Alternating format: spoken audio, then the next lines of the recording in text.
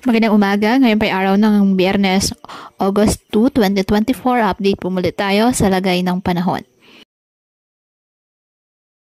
Ayon po sa Pag-asa, southwest monsoon o habagat ang nakakaapekto pa rin sa western section ng Visayas at Mindanao. Wala pong bagyo o low pressure area na minomonitor sa loob po ng ating Philippine Area of Responsibility na maaaring makaapekto sa ating bansa. Ngayong araw nang dahil po sa habagat, asahan ng maulap na halangitan na may kalat-kalat na pag-ulan at thunderstorms sa Western Visayas, Negros Island Region, Zamboanga Peninsula, Palawan at Basilan. Ang nalalabing bahagi ng ating bansa ay apektado po ng mga localized thunderstorms. Kaya patuloy po natin na pinag-iingat ang ating mga kababayan sa banta po ng mga pagbaha at pagguho ng lupa, lalo na po kapag may malalakas na ulan, at ugaliin na magdala palagi ng payong o kahit anumang panangga sa ulan sa tuwing lalabas po ng ating mga tahanan.